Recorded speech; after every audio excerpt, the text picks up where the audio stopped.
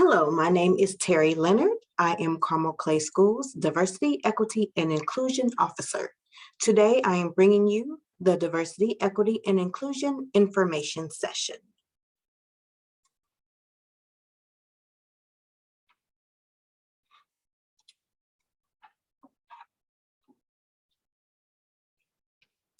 We will just start off with sharing our mission statement for Carmel Clay Schools when it comes to diversity, equity, and inclusion. We are committed to educating our students to be citizens in a diverse and inclusive global community. Our students will develop empathy, respect for, and an understanding of those with backgrounds and perspectives different than our own, while also learning to advocate for themselves and others. Our student community is committed to ongoing dialogue, education, and reflection to develop the understanding and inclusion of every member. So before we really get into the meat of the presentation, I wanted to stop to share an important note. It's important to know that diversity, equity, and inclusion initiatives at CCS are not designed to make you or your students change your beliefs or your value systems. That's something that we have heard a lot, and that is simply not true. A large part of my role is to assist staff with gaining knowledge on various subjects and the impact that they have on the educational experience, as we want all of our students to have the best educational experience possible. We're all working together to ensure that all of our students feel valued, seen, and included. And inclusive environments are important to achieving academic success. So what do we mean by diversity, equity, and inclusion? On the screen, and you can also find this on our website, our DEI website at CCS, you will find our definitions for diversity, equity, and inclusion. And something that I want to focus on and point out is that the definition for diversity is very, very broad. Oftentimes in the United States, when people hear the word diversity, they automatically go to race and sexual orientation, and sometimes gender. And those are all very important parts of diversity, but it's not limited to that. We're all made up of various things, various identities, and oftentimes they intersect. So it's important to remember that disabilities, age, culture, military status, religion, all of those things play a part. Equality and equity, what's the difference? So many times people ask why we use the term equity instead of equality. And I love this graphic because it gives a really good depiction of what we mean and why this is an important distinction. So equality is treating everyone the same way, and oftentimes assuming that they're starting off with the same footing or the same opportunities, or they're able to achieve things in the same manner. Equity is giving people what they need to succeed. So if you take a look at the image, you will see at the top in the equality one, there are 4 bicycles, and only one person is really riding the bicycle comfortably. If you look at the bottom, you'll see that everybody has a different bike. Everybody's able to do their best because they have the bike that fits best for them. So this is not about taking away from anybody. This is not about giving anybody more. This is not about giving anybody less. This is about giving your student what they need to succeed. Your student is an individual. We want to give them what they need to succeed. So why diversity, equity, and inclusion? A growing body of research shows that diversity in schools and communities can be a powerful lever leading to positive outcomes in school and in life. We are preparing our students to enter their adult lives in a global society. Fostering an inclusive learning environment is important. In order for our students to perform well academically, they need to feel safe, both physically and psychologically. They need to feel a sense of belonging. They need to feel seen and valued for who they are. We value each and every one of your students, and we want them to know that. When that happens, students are able to let their guards down and fully embrace their learning experience. It's important to remember that we're preparing students for life after Carmel Clay Schools. Colleges and various industries all recognize the value of diverse and inclusive environments. So this is something that they will encounter their entire lives. This is not just a CCS thing. So let's talk about some of the benefits of DEI work. It helps to build positive communities, it promotes empathy, reduces prejudice, it encourages critical thinking, problem solving, and creativity. It helps to build a respectful and welcoming community. So, developing meaningful relationships between individuals with different backgrounds really has a positive impact on the way we treat other people from various backgrounds. It shows individuals how to consider multiple perspectives and to engage in civil discourse, which is something that we could all learn from. The possible next step. So, some students would like to go to college after high school. We want to ensure that our students are prepared for that.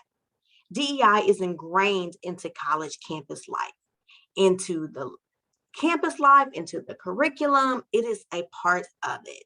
I spent 16 years in higher education, and I can tell you that it is deeply ingrained, regardless of what type of school you go to, private, public, large, small. I've worked at many, and DEI is a very important part of creating a welcoming environment on campus, and is an important part of preparing our students for life, even after college. Future employability. So companies aim to make a profit. We have all seen online and on news reports where people have been terminated because they have done something on the realm of DEI, which lost the company money. So they have offended a client, they've done something that was harmful to a client, something like that, and they have been fired. Companies are in business to make a profit, and they're not going to keep employees around who risk that for them. Increased employee retention. So when employees feel that their individuality is respected, job satisfaction is higher and retention is better, which benefits all of our students. And improved academic outcomes. Inclusive education values diversity and the unique contributions that each student brings to the classroom. In a truly inclusive setting, every child feels safe and has a sense of belonging. When students feel safe and feel they belong, they perform better in school. And this is just some of the things that we have posted on our Instagram account, which is CCS_DEI. And it really just talks about how many K through 12 systems have diversity, equity, and inclusion officers or chief diversity officers. The names can vary from organization to organization. Higher education has it, and companies. So look at the companies that you work for. Look at the companies that your neighbors work for. Many of these companies have very much invested a lot of time and resources into diversity, equity, and inclusion work. You have this type of work being done in professional sports. So with the Indianapolis Colts, for example, with the Indianapolis Airport, with Eli Lilly, with various colleges and universities, Purdue, the IU system, you name it. And so let's talk a little bit about structure. So this school year, we have kicked off a new structure for how we handle diversity, equity, and inclusion. We have the DEI officer, which is me. We have an executive equity and inclusion committee and a district DEI committee. And then each school building, so all 15 schools this year will have a DEI school building committee. So let's talk a little bit about their roles and responsibilities. The DEI officer, which is me, I oversee the district-wide initiatives and serve as a resource and support for committees and individuals. I work with stakeholders on initiatives. I'm the Title VI officer, I'm the Title IX officer. I ensure that our school board is aware of overarching trends and potential issues.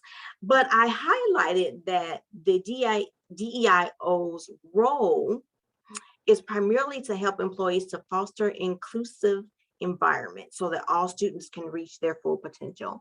And that's truly what it's about. We want to make sure that all of our students reach their full potential, and we want to create an environment that fosters that opportunity to do so. Our Executive Equity and Inclusion Committee is composed of various ESC and school building administrators, and it is chaired by the superintendent. And that committee really focuses on data-driven issues and district-wide strategic planning. The DEI District Committee has representatives from the school committee. So how the district committee is comprised is that each school building has one or two reps that sit on that district committee. And the committee works as a support system. They inform the DEI officer of issues that show trends throughout various school buildings. They help to promote district-wide events, things of that nature. And then the school level committee, which you may be the most interested in, is a building level committee that is comprised of school personnel. It's a standalone committee that works independently and in conjunction with other district level committees to ensure proactive DEI work.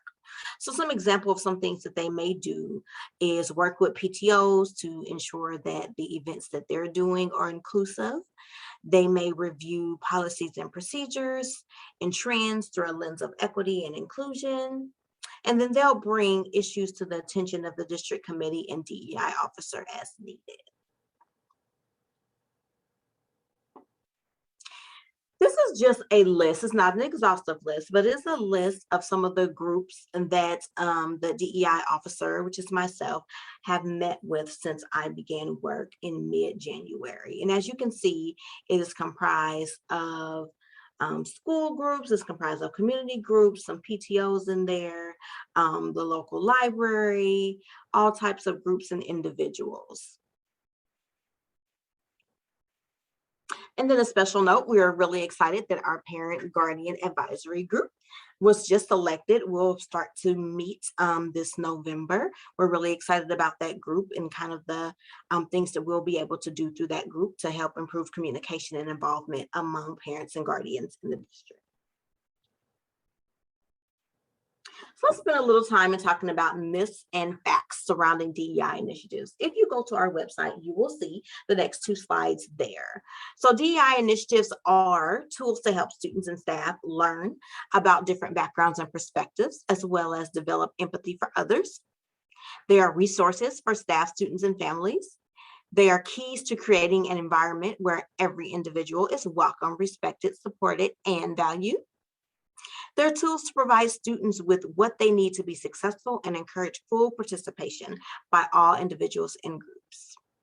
They're used to increase engagement and support the academic success of students. They're common at nearly every college and university, as well as most Fortune 500 companies, and they are problem-solving tools. Now let's talk a little bit about what they are not. DEI initiatives are not taught as a replacement for any subject. That is a common question that we get. They are not reducing opportunities for any of our students. Again, it is not necessary to take away from a student to support another student fully. They're not changing expectations for high academic achievement. Carmel Clay Schools has always prided itself in high academic achievement, and that continues to be the case. It is not replacing systems of accountability for students' actions. It is not pitting groups or individuals against one another, and it is not denigrating or shaming any student. So as we go through today, we'll talk about some misconceptions. So one misconception that we hear often, is that there's an LGBTQ plus agenda, quote unquote, being pushed, and there's no need for this in our community. Well, in fact, there's no agenda being pushed. LGBTQ has been the most requested DEI training topic amongst staff in 2021. We are always going to provide our staff with quality training on topics that they want to learn more about. The school system serves LGBTQ plus students. We have heard from people that the amount of students that identify as LGBTQ plus is small, and they're questioning why we are supportive of those students. No one should ever question why we are supportive of any student. We are here to support all of our students and to help all of our students learn, and that includes LGBTQ plus students. They deserve to be affirmed as well. And there's reason to be concerned for all students, including populations who are statistically at greater risk for self-harm and suicide. September is Suicide Awareness Month, so I think it's important to keep that in mind as well. You know, suicide is the second leading cause of death among young people ages 10 through 24. That covers a large amount of our students. LGBT youth seriously contemplate suicide at almost 3 times the rate of heterosexual youth. Just stop for a second and think about that. If you look at the screen, you will see the trend that LGBT students are at greater risk for self-harm and suicide. If you look at the statistics, if you look at the studies, you will see that. We want to be a safe place for all of our students.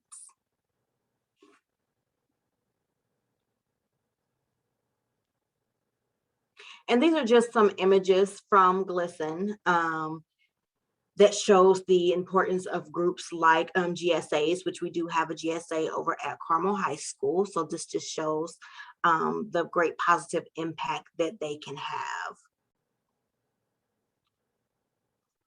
Let's move on to our next misconception. The myth is that DEI work is designed to invoke feelings of guilt and shame and blame to white, Christian, and or heterosexual people. In fact, DEI work is not designed to attack anyone. CCS encourages you to resist the urge to attach guilt, blame, or shame to yourself as you explore these topics. Anyone who personally knows me and who has been a part of trainings that I conduct knows that I deal with this at the beginning. Many times people are very nervous to go into trainings and events that talk about these topics because they're on guard and they don't want to be attacked. I don't find attacking or blaming or shaming a productive way for people to learn. So that is just not the way that I operate. And that is not the way that the people operate that I bring in to share information. The next myth is that my child will be told that they are racist or will be attacked by their teacher because of their identity. That is not true. We do not permit teachers to attack students for any reason. If something like that should occur where a student is being attacked by a teacher for any reason, that should be reported to the school building's leadership.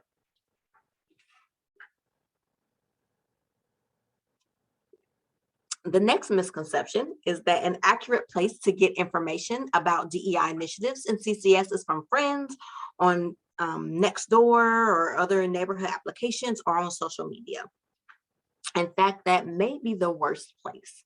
CCS administrators and the DEIO are the best sources of information. School-based initiative questions should be directed towards the building principal, and district-wide questions can be directed towards me. Questions that relate to your students' individual learning experience should be directed towards your student's teacher. Canvas is also another great resource to get information about what your student is actually learning in the classroom.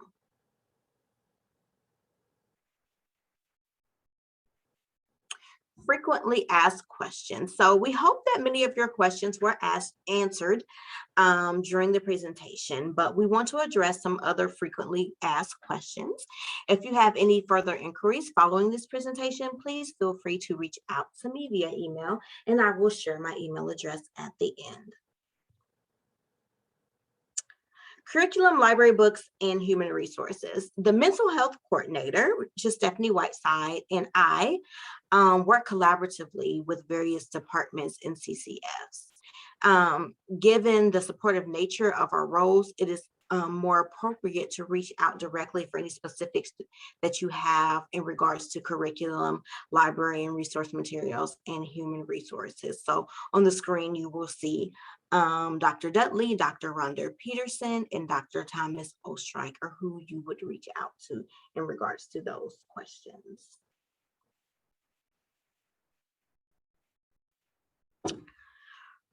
The first topic is resource materials and library books. Where can I see the required DEI reading list for students from the DEIO? The DEIO does not have required reading lists or materials for students or staff.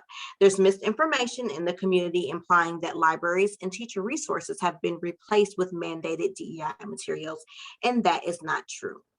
The DEIO is often asked for input based on expert recommendations. There are optional book studies and book common reads that employees may participate in if they choose, that are hosted by the DEIO as well as by individual school buildings. The DEIO does not have reading requirements. It's important to remember that the library books that your child picks up is up to your family. And each individual family should have the ability to pick what library books they choose to read. Just because one family may find something, may not find something that's suitable for them, doesn't mean that that same book wouldn't be useful for another family.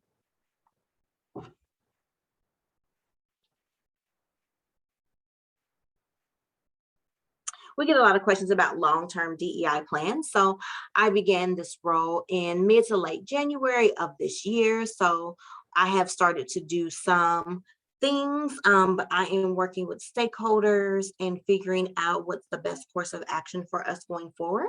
I think one of the worst things that somebody can do is come into a new job and just have a plan without learning the culture of the constituents and the stakeholders in the community. So that is something that I am spending time doing.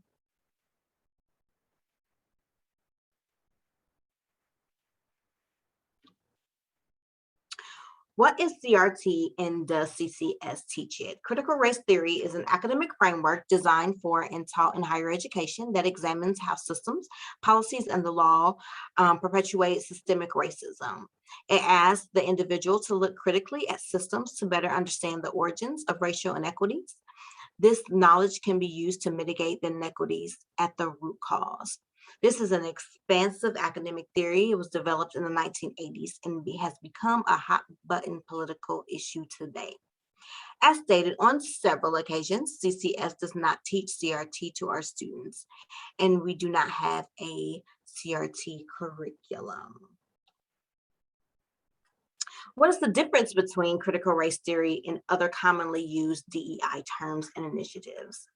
Multicultural or diversity, equity, and inclusion education, awareness of various dimensions of diversity and their impacts, and examination to ensure our students are being treated equitably and every student is getting what they need. Social justice education is about building a lens for the student, really being able to look at the world and seeing where things aren't fair or where injustice exists. Zaretta Hammond is a scholar on this subject. Culturally responsive teaching is about building the learning capacity of the individual student. There is focus on leveraging the affective and the cognitive scaffolding that students bring with them. The simplest way to judge whether your teaching is culturally responsive is whether or not all of your students are learning. In order for our students to perform well academically, they need to feel safe. Both physically and psychologically, they need to feel a sense of belonging. They need to feel seen and valued for who they are.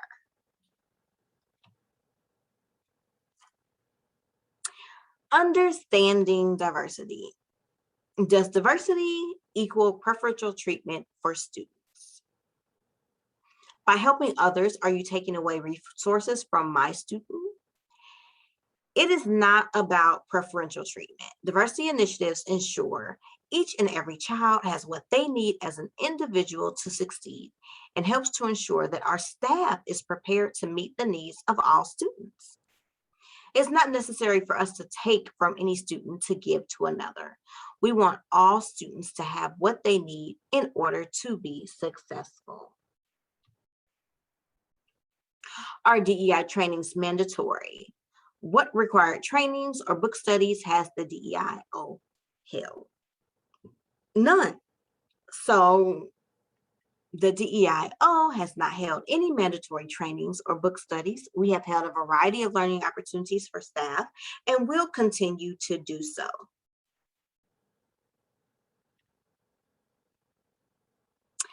Does DEI or SEL take away from academics? Will focus on DEI or SEL take away from academic standards of Carmel Clay schools?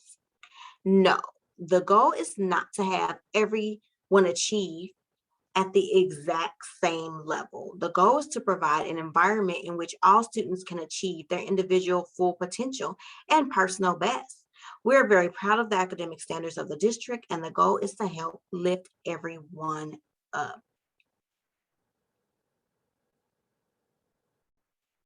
We really want you to remember, and we really want you to keep in mind that not all students are going to achieve at the same level. And that is fine. If our students do their best and they are a B plus student, then that is fine. If our students do their best and they're a C student, then that is what they are.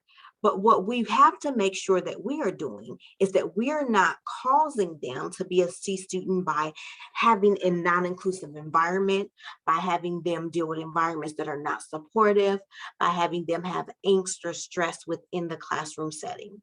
We want our environment to be one that is welcoming and affirming to all students, and we want students to be able to come in and put forth their very best effort and do their very best.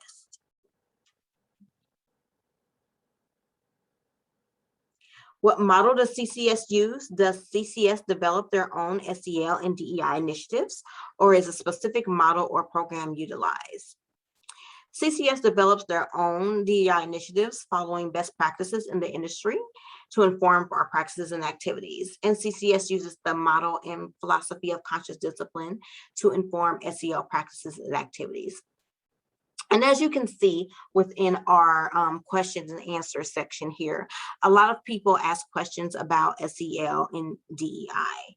And we work together, but we are two separate departments. And a lot of times people can get SEL initiatives and DEI initiatives confused. If you have questions about SEL initiatives, please reach out to Stephanie Whiteside, who is our SEL, who does SEL for us, who's our mental health coordinator for the district.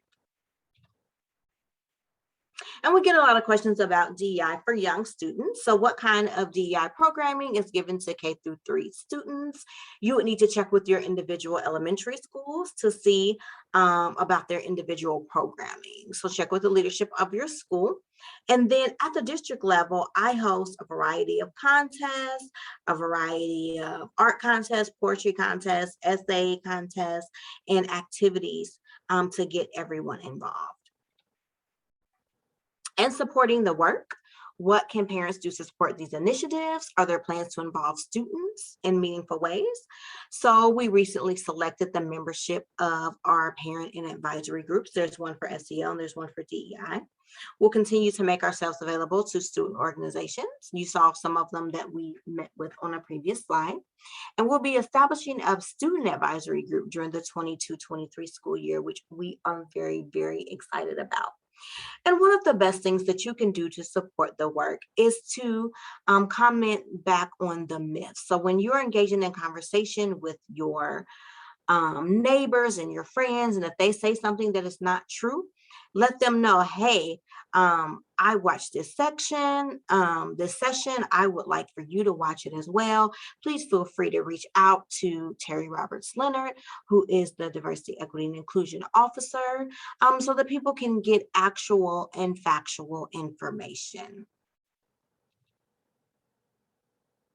So thank you for spending about 30 minutes with me today to learn more about diversity, equity, and inclusion initiatives in Carmel Clay schools. We really think it's important to create inclusive environments.